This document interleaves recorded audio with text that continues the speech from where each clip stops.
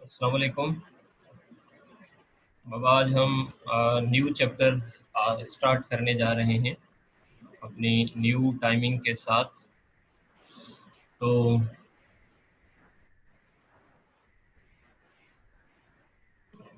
Chapter number 5 है हमारे first year की बायोलॉजी में। ये बहुत ही इम्पोर्टेंट टॉपिक है दो पॉइंट ऑफ व्यू से कि आपके टेस्ट में इस चैप्टर में से दो पोर्शंस ऐसे हैं इस चैप्टर के जिसमें से काफ़ी सारे क्वेश्चंस जो हैं वो एक्सपेक्टेड होते हैं। एक है टेक्सोनॉमी, यानी टेक्सोनॉमी होती क्या है, बेसिस क्या है और उसकी नीड्स क्या हैं इसमें से। और टेक्सोनॉमी के ज़रिए से जो किंगडम बनाए गए हैं, पहले दो थे और अब जो है ये 5 किंगडम्स, तो इनमें से क्वेश्चंस आते हैं। एक क्वेश्चन इस तरह से आता है कि ये जो क्लासिफिकेशन है आजकल जो की गई है वो किस बुनियाद पर की गई है, ये जो क्लासिफिकेशन है इसकी नीड क्या है, और हर ग्रुप में जो ऑर्गेनिजम्स हैं उसमें कौन सा ऑर्गेनिज्म जो है वो किस किंगडम में आता है और किस कैरेक्टर की वजह से आता है, ये सवाल जो है आपसे पूछा जाता है। उसके अलावा इस चैप्टर में टर्मिनोलॉजी काफ़ी यूज़ होती है। जिस तरह टेक्सोनॉमी है, हायरकी है, टेक्सा है, स्पीशीज़ है, किंगडम है, तो ये सारी जो हमारी टर्मिनोलॉजी है वो भी आपसे पूछी जा सकती है या पूछी जाती है। तो ये सारी चीज़ें हमारी जो है वो लेक्चर दर लेक्चर जो है वो क्लियर होती जाएंगी, और आप इन चीज़ों को जो है वो अपने पास नोट करते जाएं। फोकस आपका ये होना चाहिए कि ये जो पॉइंट है हमारे सामने अभी आई है या इससे पहले थी, इसके मुख्तलिफ ज़ाविये कौन से हो सकते हैं, क्योंकि हम जब लेक्चर में चीज़ डिस्कस करते हैं तो किसी एक पहलू से डिस्कस करते हैं, लेकिन अक्सर औकात जब क्वेश्चन में वो चीज़ पूछी जाती है तो उसको थोड़ा सा घुमा फिरा के कॉन्सेप्ट के हिसाब से पूछा जाता है। तो मेनली जो आपके क्वेश्चंस हैं वो आपके तभी क्लियर होंगे जब आपका कॉन्सेप्ट क्लियर होगा, ठीक है ना। तो focus on your study by mean of concept, not by mean of memorisation और द रिमेंबरिंग ओनली। रिमेंबरिंग और मेमोराइजेशन तो होती ही होती है, लेकिन कॉन्सेप्ट हमारा क्लियर होना चाहिए कि इस पॉइंट का, इस पर्टिकुलर चीज़ का कॉन्सेप्ट क्या है, तभी जो है आप जाके मुख्तलिफ किस्म के क्वेश्चन जो है वो अटेम्प्ट कर पाएंगे। तो शुरू करते हैं हम इस चैप्टर को। चैप्टर का नाम है वैरायटी ऑफ लाइफ, और जो सेक्शन है हमारे बुक का वो है डाइवर्सिटी, बायोडाइवर्सिटी। तो सबसे पहले तो हमें ये पता होना चाहिए कि बायोडाइवर्सिटी है क्या। जैसे कि हमें पता है कि बायो मीन्स लाइफ, डाइवर्सिटी का मतलब ये है कि जितने भी लिविंग ऑर्गेनिज्म इस दुनिया में मौजूद थे, मौजूद हैं, मौजूद थे या मौजूद हैं, वो सारे एक जैसे नहीं हैं। उन सब की एग्जिस्टेंस या उन सब को मिला के एक नाम दिया जाता है बायोडाइवर्सिटी, यानी सारे टाइप के ऑर्गेनिजम्स जो हैं वो इस एक वर्ड में आ जाते हैं। तो इसको आप वैरायटी ऑफ लाइफ भी कह सकते हो। वैरायटी लफ्ज में जो लफ्ज है वैरायटी, वेरिएशन हम कहते हैं जो भी चीज ओरिजिनल पॉइंट से इधर उधर होगी उसे हम वेरिएशन कहते हैं। वेरिएशन का मतलब क्या है? A thing which is away from और behind the original point is called is what? Variation. Let suppose ये हमारी बॉडी का टेम्परेचर है 37 डिग्री सी। अब टेम्परेचर अगर हमारा 37 से 38 हो जाता है तो दिस इज द वेरिएशन। 37 से नीचे आ गया तो दिस इज वेरिएशन। तो इस तरीके से लाइफ की जो शुरुआत है वो किसी एक पॉइंट से हुई है। अब उसके बाद इसमें जो चेंजेस हैं वो आती गई हैं, काफी सारी चेंजेस ऐसी हैं जो इसमें आ गई हैं, तो they all are simply called as what? Variations. यानी उस वेरिएशन की वजह से हुआ ये है कि मुख्तलिफ टाइप के ऑर्गेनिज्म जो हैं वो इस दुनिया में अब एग्जिस्ट करते हैं, और उन सब ऑर्गेनिजम्स को हम यूं डिस्कस करते हैं कि ये एवोल्यूशनरी प्रोसेस के जरिए से वन बाय वन जो हैं या स्पेशीज दर स्पेशीज एक दूसरे से इवाल्व हुए हैं, और अभी काफ़ी सारे ऑर्गेनिजम्स जो हैं वो हमारे सामने जो मौजूद हैं, कुछ ऐसे हैं जो मौजूद थे। तो ये सारी ऑर्गेनिज्म की क्या कहलाती है, वैरायटी कहलाती है। सो अप टू येट, जैसा कि हमने पहले चैप्टर में भी डिस्कस किया था कि 15 लाख से 25 लाख ऑर्गेनिज्म जो है वो डिस्कवर हो चुके हैं। तो ये जो 15 लाख से 25 लाख ऑर्गेनिज्म अब तक डिस्कस हो गए हैं स्पीशीज के हवाले से, ये एक बहुत बड़ा नंबर है। तो इन ऑर्गेनिज्म को समझना, इन ऑर्गेनिज्म को जो है ह्यूमन के लिए इनकी स्टडी करना सबकी सबकी मुश्किल है। तो इस चीज़ को इजी बनाने के लिए हमने क्या किया है, इनको क्लासीफाई किया है ताकि ऑर्गेनिज्म की हम स्टडी जो है वो आराम से कर सकें, उनका रिलेशन मालूम कर सकें, कौन सा ऑर्गेनिज्म फायदेमंद है ये जान सकें, कौन सा हार्मफुल है ये जान सकें। इस चीज़ को हम क्या कहते हैं, सिंपली क्लासिफिकेशन कहते हैं। So variety of life, living organisms in wide variety from prokaryotes to the complex human। यानी लाइफ जो एग्जिस्ट करती है दुनिया में, उसका सबसे सिंपलेस्ट फॉर्म या सबसे छोटा जो फॉर्म है वो प्रोकैरियोटिक ऑर्गेनिज्म, और इसका जो कॉम्प्लेक्स फॉर्म इस वक्त दुनिया में मौजूद है वो ह्यूमन है। तो इस प्रोकैरियोट से लेकर ह्यूमन तक अगर आप देखेंगे तो आपको बहुत बड़ा नंबर ऑर्गेनिज्म का जो है वो मिलेगा, जो कि एक से दूसरा ऑर्गेनिज्म जो है वो बहुत ही मुख्तलिफ है। सो ऑर्गेनिज्म जो यूनिसेल्यूलर हैं, इवन यूनिसेल्यूलर ऑर्गेनिज्म में आपको वेरिएशन इस तरह से मिलती है कि कुछ जो हैं वो विथ सेल वाल हैं और कुछ विदाउट सेल वाल हैं, कुछ विथ न्यूक्लियस हैं, कुछ विदाउट न्यूक्लियस हैं, कुछ विथ क्लोरोफिल हैं और कुछ विदाउट क्लोरोफिल हैं। तो these all are what, variation. ये सब ऑर्गेनिज्म की क्या है, वो चीजें हैं जो उनके अक़साम को बयान करती हैं।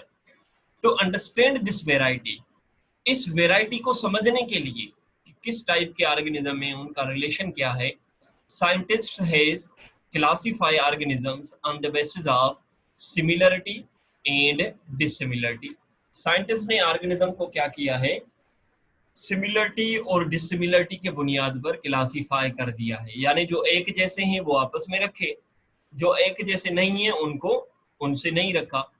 तो हर एक को अपने अपने ग्रुप में उसकी सिमिलरिटी के मुताबिक रखा।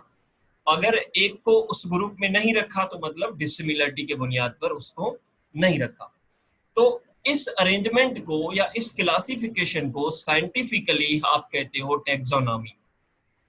सो सिंपली आप कह सकते हो कि taxonomy is the science of classification. ये ग्रीक वर्ड टैक्सिस जिसका मतलब है अरेंजमेंट और नोमोस का मतलब है law. So simply it is a law of arrangement, यानी ये जो अरेंजमेंट है वो एक खास लॉ के तहत की जाती है, ऐसे अरेंजमेंट नहीं की जाती।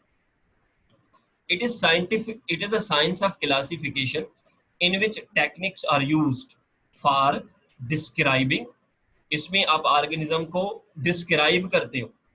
आप किसी भी चीज को डिस्क्राइब तब कर सकते हो जब पहले उसको रिकॉग्नाइज करो, पहले उसको रिकॉग्नाइज करो। So first thing is recognition, then description.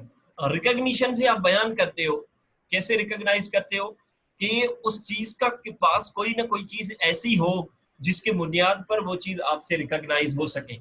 Let's suppose यहाँ मेरा शोल्डर खत्म हो रहा है, तो शोल्डर के पीछे अगर चेयर नजर आ रही है तो कैसे आपने रिकॉग्नाइज किया? इस शोल्डर का शेप और इस चेयर का शेप, इनमें थोड़ा डिफरेंस है, कलर भी डिफरेंस है, तभी जाके आपने रिकॉग्नाइज किया कि यहाँ शोल्डर खत्म, चेयर पीछे शुरू हो रही है। तो दिस इज रिकॉग्निशन। और रिकॉग्निशन के बाद आपने बयान किया कि भाई शोल्डर इस तरह का है, ये कलर है और ये चेयर है। तो this is called as what, description and recognition. जब चीज को आप रिकॉग्नाइज कर लेते हो तो फिर आपने नाम दे दिया कि this is the shoulder and this is the chair. तो शोल्डर्स को शोल्डर्स के साथ रखना और चेयर्स को चेयर्स के साथ रखना, this is classification. So classification जब भी आप करते हो, लेट्स सपोज कि ये 2-3 बुक्स मेरे हाथ में हैं। अब इन बुक्स को अगर मैं चाहता हूं कि अलग करूं, तो इनको अलग करने के लिए मेरे पास कोई ना कोई एक बुनियाद होगा जिस बुनियाद पर मैं इनको क्लासिफाई करूंगा। क्लास के मुताबिक, स्टैंडर्ड के मुताबिक, भाई जो फर्स्ट ईयर के हैं वो अलग करूं, जो इंटर के हैं वो अलग करूं। यानी ये वो कैरेक्टर है जिस कैरेक्टर की बुनियाद पर मैंने क्लासिफिकेशन की। कलर के मुताबिक कर सकता हूँ, साइज के मुताबिक कर सकता हूँ। तो ये ऐसी चीजें हैं जिसको रिकॉग्नाइज करके फिर बयान करके उसको नाम दूंगा कि ये बुक छोटा है तो छोटों के साथ दिस द डिस्क्रिप्शन, देन छोटों के साथ ये उसका नाम हो गया। So naming classifying organisms on the basis of similarity and dissimilarity. इसमें भी आप देखें कि ये एक बड़ा ग्रुप है, उस बड़े ग्रुप में ये छोटे छोटे ग्रुप्स जो हैं वो आते जाते हैं। तो अगर मैं स्पीशी की बात करूं तो एक जैसी स्पीशी इसमें चली जाएंगी, और एक जेनस जीनस इसमें चले जाएंगे, एक जैसी फैमिलीज इसमें चली जाएंगी, सिमिलर ऑर्डर इसमें चले जाएंगे, सिमिलर क्लास इसमें चले जाएंगे, सिमिलर किंगडम इसमें चले जाएंगे, और सिमिलर जो किंगडम है वो डोमेन में चले जाएंगे। तो इस तरह से हमारी जो क्लासिफिकेशन है वो होती है। Needs of classification, why do we classify organisms? तो नीड्स वही हैं जो हमें डेली लाइफ में अपनी चीजों को अरेंज करने के लिए जरूरत पड़ती है।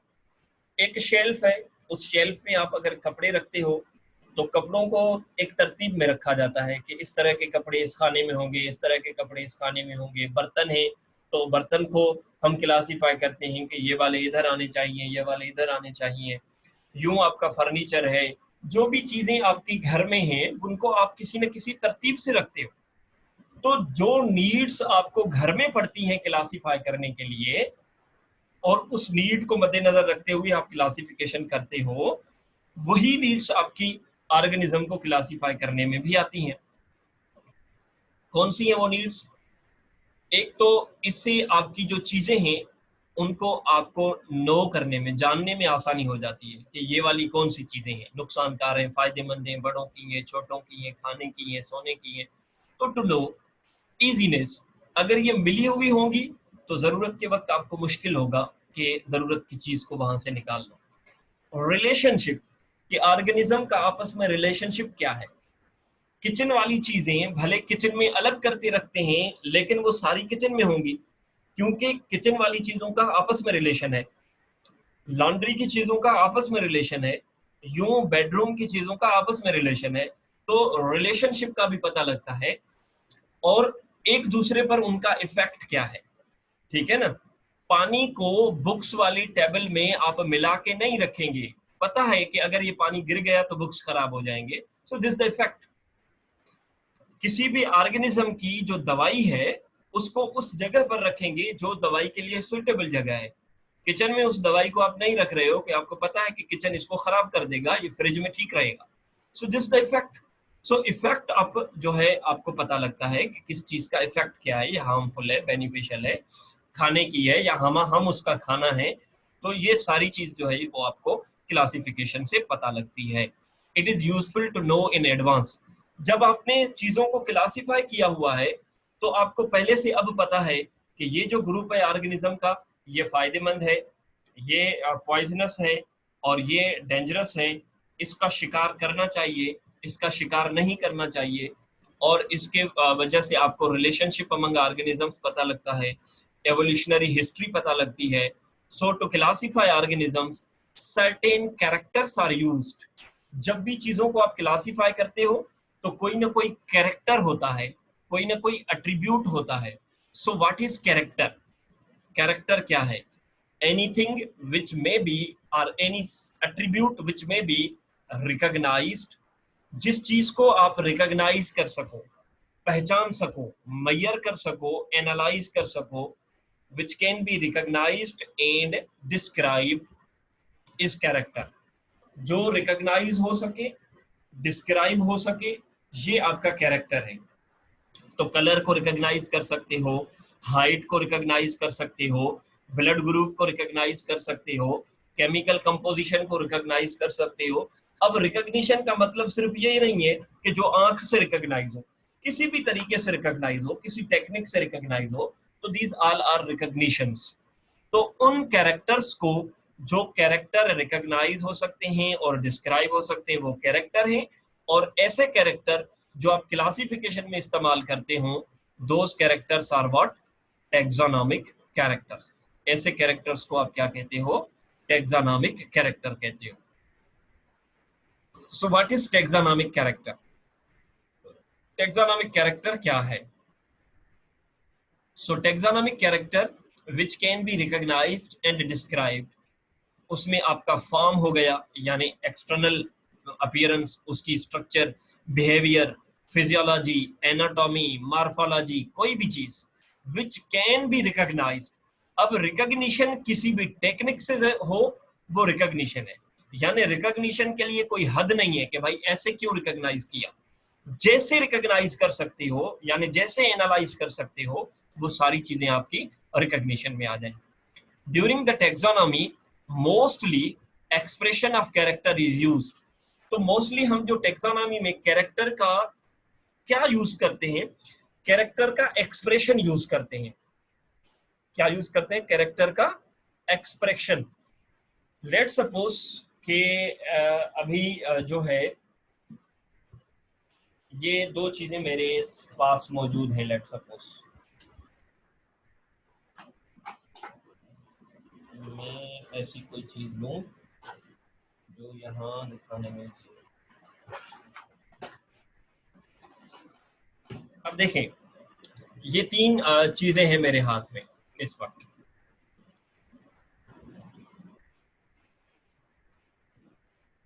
These are the three things in my hand. अब मैं चाहता हूं कि इनको क्लासीफाई करूं, तो सबसे पहले मैं क्या डिसाइड करूंगा? कोई कैरेक्टर डिसाइड करूंगा। लेट सपोज मैंने कैरेक्टर डिसाइड किया है कलर, तो कलर तो इन सबको है, ठीक है ना। कलर इसके पास भी है, कलर इसके पास भी है और कलर इसके पास भी है। तो कलर पर मैं कैसे क्लासीफाई करूं? जाहिर सी बात है मैं यूज करूंगा एक्सप्रेशन ऑफ कैरेक्टर यानी एक्सप्रेशन ऑफ कलर। तो मैंने कैरेक्टर कलर लिया, क्लासिफिकेशन तब नहीं कर सकता जब तक इसकी एक्सप्रेशन का मुझे पता ना हो। सो मैं कहता हूं things which are red in colour they will be in group A, वो ग्रुप ए में आएंगी। और things which are colour, things which has black colour they will be in group B. तो एक्सप्रेशन की बुनियाद पर एक को मैंने ग्रुप ए में रखा और दूसरे को मैंने ग्रुप बी में रखा। सो कैरेक्टर की एक्सप्रेशन आपकी क्लासिफिकेशन में यूज होती है, ये याद रखना है। इससे आपसे घुमा फिरा के कोई सवाल हो सकता है कि भाई classification is performed by mean of what? It is classification is done on the basis of expression of character, not only the character। Character की एक्सप्रेशन पर सिमिलरिटी और डिसिमिलरिटी आप डिसाइड करते हो। तो लेट सपोज इस फिगर में आपको फ्लावर्स नजर आ रहे हैं। सो अगर मैं चाहता हूं कि इन फ्लावर के बुनियाद पर क्लासिफिकेशन करूं, तो मैं या तो फ्लावर की साइज लूंगा, फ्लावर की पोजीशन लूंगा या फ्लावर का कलर लूंगा। तो ये मेरे ऊपर है। लेट सपोज मैंने बुनियाद लिया है क्लासिफिकेशन का फ्लावर्स कलर। सो मैं डिसाइड करूंगा कि ये जो ग्रुप है फ्लावर्स का, ये वाला ग्रुप चला जाएगा अपना रेड रोज में, और ये वाला जो फ्लावर्स का ग्रुप है ये वाला चला जाएगा पिंक रोज में। सो इसके पास भी कलर है, इसके पास भी कलर है। क्लासिफिकेशन का बुनियाद कलर है, लेकिन जो ग्रुपिंग की गई है वो एक्सप्रेशन ऑफ कलर के बुनियाद पर की गई। So hair is the colour, character. Hair colour जो है ये एक कैरेक्टर है, hair colour is character. Black hair, brown hair, जो उस कैरेक्टर को आप नाम दे रहे हो वो उसकी एक्सप्रेशन है। सो ब्लैक हेयर और ब्राउन हेयर ये उसकी एक्सप्रेशन है। तो क्लासिफिकेशन आप इस एक्सप्रेशन की बुनियाद पर करोगे, कैरेक्टर की बुनियाद पर आपने बुनियाद बनाया सिर्फ। बेसिस ऑफ क्लासिफिकेशन, बायोलॉजी में जो क्लासिफिकेशन के बेस इस्तेमाल होते हैं वो कौन कौन से हैं? सबसे पहले है homology. So what is homology? So homology की डेफिनेशन ये है कि study of organs which are similar in origin but different in structure and function। यानी अगर इनके एंसेस्टर्स में देखें तो ये आर्गन ओरिजिन के पॉइंट ऑफ व्यू से सिमिलर हैं, और अगर अब इनको देखें तो अब ये एक जैसे नहीं रहे, वो एक दूसरे से मुख्तलिफ हो गए हैं एज पर नीड। तो जिस तरह से वो मुख्तलिफ हुए हैं, उनका काम भी एक दूसरे से क्या हो गया है, मुख्तलिफ हो गया है। तो ऐसे आर्गन्स को हम क्या कहते हैं, होमोलागस आर्गन्स। याद रखना है, होमोलागस आर्गन्स का मतलब है organs which are similar in origin, जो आर्गन ओरिजिन में क्या हो, सिमिलर हो, और स्ट्रक्चर और फंक्शन में मुख्तलिफ हो। ऐसे टाइप के आर्गन्स को आप क्या कहते हो, होमोलागस आर्गन।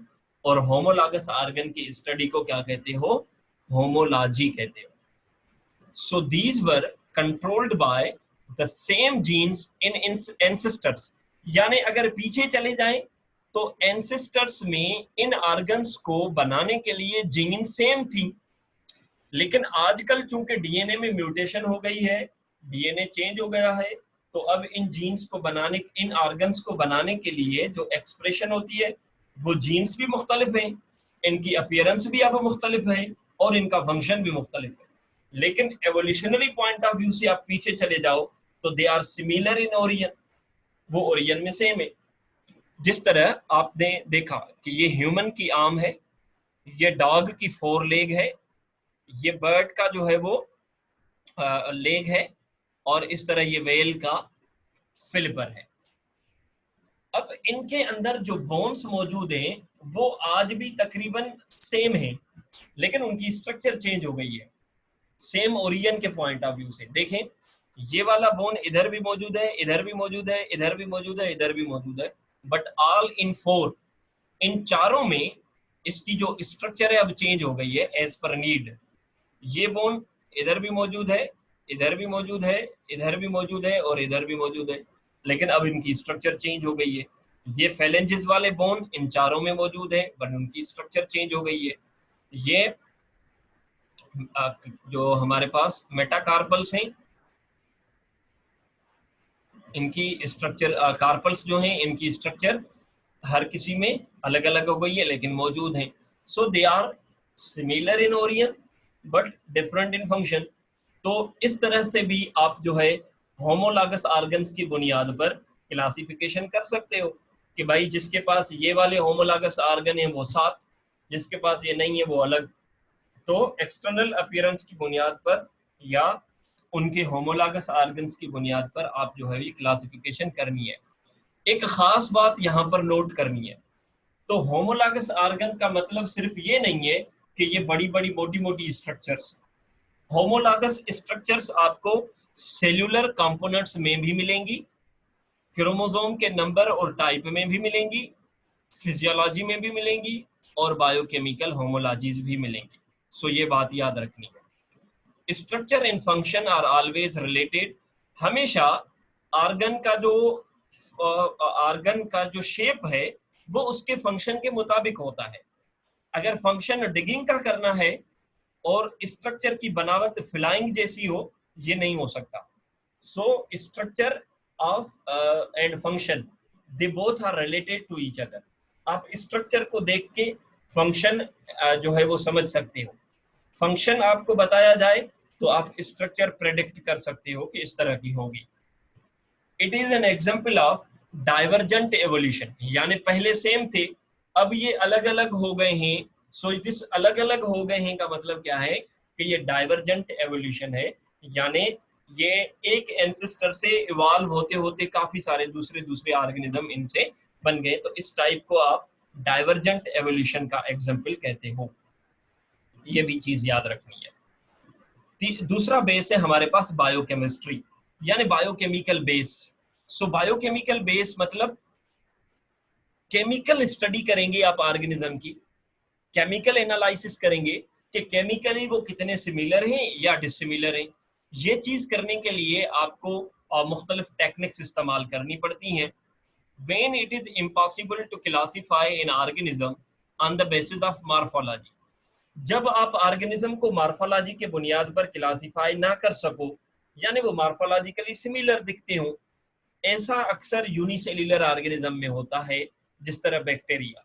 सारे बैक्टीरिया बजाय आपको एक जैसे नजर आएंगे, ठीक है ना, थोड़ी थोड़ी वेरिएशन है जिसकी बुनियाद पर आप उनको स्पीशीज में और जेनस में डिवाइड नहीं कर पाएंगे। तो then biochemical substances are compared, then उनकी आप बायोकेमिकल स्टडी करते हो। It is particularly useful for classification of organisms like bacteria because they look alike. Chromatography, chromatography यानी ये एक ऐसी टेक्निक है जिस टेक्निक में आप ऑर्गेनिज्म के अंदर या किसी भी एक सॉल्यूशन में मौजूद केमिकल्स को मुख्तलिफ कलर के बुनियाद पर एक दूसरे से अलग कर सकते हो। जिस तरह ये एक पेपर है, इसको आप जो है खास पेपर होता है जिसको आप पेपर क्रोमेटोग्राफी कहते हो। इस पेपर में हम क्या करते हैं कि वो सॉल्यूशन जिसमें मुख्तलिफ केमिकल्स मिले हुए हैं वो इसके ऊपर पोर करते हैं ड्रॉप की सूरत में। तो हर केमिकल की डेंसिटी अपनी होती है, कंपोजिशन अपनी होती है। तो इस पेपर के ऊपर जो इसका फैलाव होगा या जो मूवमेंट होगा वो हर किसी की अपनी अपनी स्पीड होगी। कोई तेज मूव करेगा, कोई स्लो करेगा, कोई इससे स्लो करेगा। यूं ये सारे केमिकल एक दूसरे से अलग अलग ऑर्गेनाइज हो जाते हैं। कोई यहाँ पहुंच गया, कोई यहाँ पहुंच गया, कोई यहाँ पहुंच गया, कोई यहाँ पहुंच गया, और इस तरह से हम ऑर्गेनिज्म को उस सॉल्यूशन में मौजूद केमिकल्स को एक दूसरे से क्या कर सकते हैं, अलग कर सकते हैं। सो केमिकल एनालिसिस के लिए एक टेक्निक आपकी क्रोमेटोग्राफी है जो आप इस्तेमाल करते हो। दूसरी केमिकल स्टडी, अगर प्रोटीन की स्ट्रक्चर्स जाननी है या डीएनए की स्ट्रक्चर्स जाननी है तो उसके लिए एक टेक्निक होती है इलेक्ट्रोफोरेसिस। इलेक्ट्रोफोरेसिस में क्या किया जाता है कि जो प्रोटीन है वो सेगमेंट में पहले डिवाइड की जाती है, दूसरी प्रोटीन है उसको भी सेगमेंट में डिवाइड किया गया। अब इन प्रोटीन्स के सेगमेंट को एक जेल के प्लेट में से गुजारा जाता है। जैसे ही उन प्लेट में से वो टुकड़े जो हैं वो छोड़े जाते हैं तो उस प्लेट में से पास हो रहा होता है क्या, करंट। उनकी दोनों एंड पर करंट मौजूद होता है। तो चार्जेस की बुनियाद पर ये चीजें जो है वो अपनी अपोजिट चार्ज वाली साइड जो है वो मूव करना शुरू करती हैं। तो जो बड़ा पार्टिकल होगा वो स्लो मूव करेगा, जो छोटा पार्टिकल होगा वो तेज मूव करेगा। इस तरह से पार्टिकल्स के क्या बन जाते हैं, बैंड बन जाते हैं, यानी छोटी छोटी यूं अपीयरेंस बन जाती हैं। तो ये सपोज एक ए प्रोटीन है और ये बी प्रोटीन है। यहां से पता लगता है कि इस प्रोटीन की स्ट्रक्चर इस प्रोटीन से मुख्तलिफ है, इसकी स्ट्रक्चर इससे मुख्तलिफ है, और ये वाली जो प्रोटीन है इस प्रोटीन से जरा सिमिलर है क्योंकि इसके बैंड और इसके बैंड जो है वो तकरीबन सिमिलर है। इस तरह डीएनए के बेसिस को भी हम मालूम करने के लिए, एनालाइज करने के लिए जेल इलेक्ट्रोफोरेसिस का इस्तेमाल करते हैं। तो जस्ट अभी सिंपल कॉन्सेप्ट आपके पास होना चाहिए कि बायोकेमिस्ट्री में क्रोमेटोग्राफी और जेल इलेक्ट्रोफोरेसिस दो टेक्निक है, और भी काफी टेक्निक है जो कि इस्तेमाल की जाती है। It is necessary also to know the evolutionary relationship, और इससे आपको जो है एवोल्यूशनरी रिलेशनशिप का भी पता लगता है। एक जैसी प्रोटीन मौजूद है दो ऑर्गेनिज्म में, तो मतलब इनका एवोल्यूशनरी रिलेशनशिप है। डीएनए की स्ट्रक्चर सिमिलर है थोड़ी, तो आप अंदाजा लगाएंगे कि जाहिर सी बात है इनका आपस में एवोल्यूशनरी रिलेशनशिप है। तो इससे ये भी आपको पता लगता है। Cytology, study of cell. Study of cell करते हैं आप तो प्रोकैरियोटिक सेल को यूकैरियोटिक सेल से अलग कर पाएंगे। सेल वाल की बुनियाद पर प्लांट के सेल को एनिमल के सेल से अलग कर पाएंगे। क्लोरोप्लास्ट की बुनियाद पर अलग कर पाएंगे, ठीक है ना बेटा। प्लास्टिड की बुनियाद पर अलग कर पाएंगे। फोटोसिंथेटिक पिगमेंट्स के बुनियाद पर अलग कर पाएंगे। सो सेल्यूलर स्टडी आप जब करोगे तो सेल्स के बुनियाद पर आप ऑर्गेनिज्म को क्लासिफाई करते हो। Electron microscope has revealed that cellular structure of bacteria and cyanobacteria has unique type of structure। इसलिए जब हमने इलेक्ट्रॉन माइक्रोस्कोप के जरिए से साइनोबैक्टीरिया और बैक्टीरिया दोनों को पढ़ा तो पता लगा ये तो जरा सिमिलर हैं, ये इतने डिसिमिलर नहीं है, तो इनको एक ही किंगडम में रखा गया। अगर ये स्टडी ना कर पाते तो हमें ये दिक्कत होती कि इनको एक ग्रुप में रखें या ना रखें। अब किंगडम इनका एक है, बाकी इनकी आगे जो चीजें वो अलग अलग हैं। For this reason, they are placed in the same kingdom. Cytology means a study of cell. Microscopic structures can be used at the generic and species level. क्योंकि जो क्लासिफिकेशन की रैंक है वो बड़ी बड़ी रैंक डोमेन है, उससे नीचे किंगडम, उससे नीचे phylum, class, order, family, genus और स्पीशी। तो जब जीनस और स्पीशी में क्लासिफिकेशन करनी होती है तो वहां आपको चीजें जो है वो छोटी छोटी बारीक बारीक चीजों के बुनियाद पर ये क्लासिफिकेशन होती है। तो बारीक चीजों की स्टडी के लिए आप सेल की study, chemical study, genetical study करते हो। The number of chromosome can enable entomologists to classify grasshopper and locust। बाज़ाहिर ये देखने में एक जैसे हैं, ग्रासहॉपर और लोकस्ट। लोकस्ट ये आजकल जो इंसेक्ट जिसका एग्रीकल्चर पर हमला हुआ है, आप जिसको टिड्डी दल कहते हो, तो ये जो टिड्डी दल है इसको हम सिंपली लोकस्ट कहते हैं। तो ये जो लोकस्ट ऑर्गेनिज्म है और ग्रासहॉपर है, ये बाज़ाहिर देखने में एक जैसे हैं। तो इनकी स्पीशीज को अलग अलग करना, इनको अलग अलग करके पढ़ना, तब पता लगा जब आपने इनके क्रोमोसोम को स्टडी किया। तो साइटोलॉजिकल स्टडी की आपने, उनको क्रोमोसोम को स्टडी किया, तो तब पता लगा कि they are different from each other. Genetics, study of genes and their pattern of inheritance. Genes से रिलेटेड आपकी कोई भी स्टडी है, जेनेटिक मेकअप से रिलेटेड कोई भी स्टडी है, वो आपकी जेनेटिक्स कहलाती है। All morphological, biochemical, cytological character of an individual depends upon the genetic makeup of an individual। सारे बाकी जो कैरेक्टर है वो आपके जेनेटिक्स की वजह से हैं। सो अगर कोई क्लासिफिकेशन आपकी किसी भी चीज से नहीं हो पा रही तो फाइनल टूल आपका क्लासिफिकेशन का क्या होगा? जेनेटिक्स। जेनेटिक्स के जरिए से आप क्लासिफाई कर देंगे इजीली, और ये full and final and fair classification होगा। Main tool helping in the classification of organisms in the genetics. ये जो है इस जेनेटिक्स, ये मेन टूल है आपका क्लासिफिकेशन के लिए, जिसको आप जेनेटिक्स कहते हो। तो आपसे ये सवाल होता है कि what is the final tool of classification? Final tool of classification is genetics. इसके अलावा भी क्लासिफिकेशन के बेसिस हैं, लेकिन उनका जिक्र हमारे कोर्स में नहीं है। उसमें एनालॉगस ऑर्गन्स हैं और एनाटॉमी है। तो एनालॉगस ऑर्गन्स के लिए मैं बता देता हूं।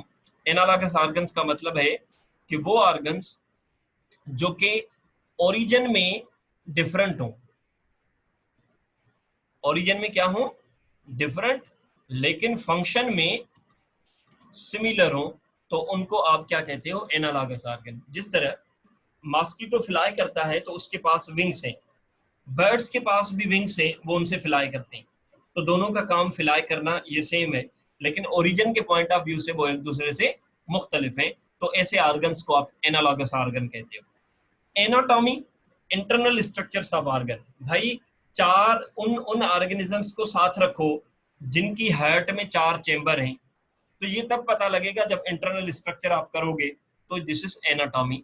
सो एनाटॉमी भी आपकी जो है वो क्लासिफिकेशन में यूज हो सकती है, तो वो भी आपका क्लासिफिकेशन का बेस है। So if you have any question in this part of lecture, you may ask please.